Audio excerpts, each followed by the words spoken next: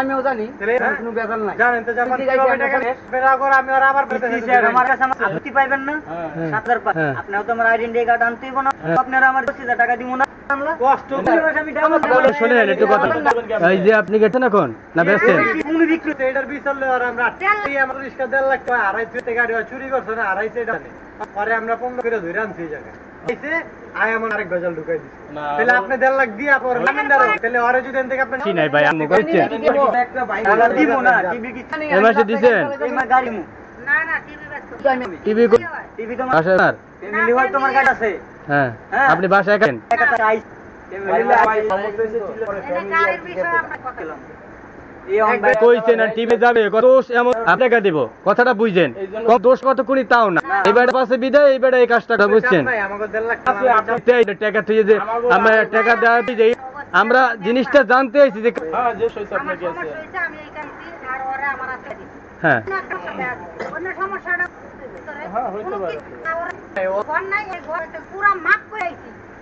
চুপ করো আচ্ছা দেখতেছি আমার পুরো শ্বশুরের চাপ সৃষ্টি শ্বশুররা চুরি হয়েছে না বেঁচে আমরা ধরতে পারতাছি জি পরে পরেন বিড়া গাড়িতে আমরা নেই গাড়ি আমারে জিপিএস খুলে ফালাই দিছি আরেক দিকে না ডালো এই করে ফোন দিছে ফোন দিছে ডাইরেক্ট ফুল দিলে আছে এখন যদি কত ওই জায়গা রাজীব তবে আমাদের সাথে জানে তাহলে দিয়ে চলে যাও এখন এরা দিব না পলাইতে পারে তাই লাস্ট কোলাইন দেখি নাই দিতে পারে সালাম মেরে না এ তো খালি টাকা লইতেরি না গাড়ি গাড়ি আটকে দি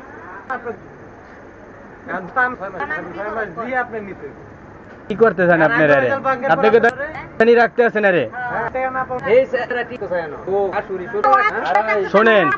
আরে নিতে হে নেবে আর পোলা দরকার নাই আর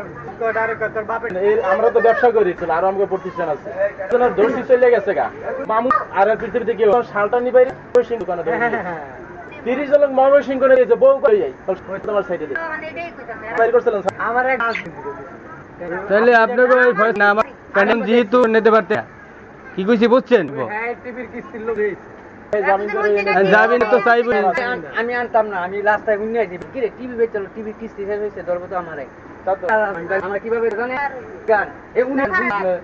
কি স্যার বিয়া সব কিছু বুঝে আইছি আমি লই লো পরে যে ভাই আর ক্ষমা একটু কথা চলে যাও জি ভাই হ্যাঁ পরে কথা ঠিক আছে কি করলে বলো তো হ্যাঁ রাতে তোমার লইতে পারমু না কথাটা বুঝেন না ফয়সাল আপনাদের আবার টাকা দেন বেডি টাকা কি করবে বুঝবেন থেকে আপনি বুঝেন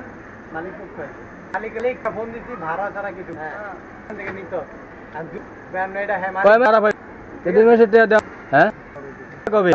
তোমার এক দিন টাকা পাই লিখতে হইছে কিভাবে পামু তুমি এন্ড এখন সামনে এত পারবো না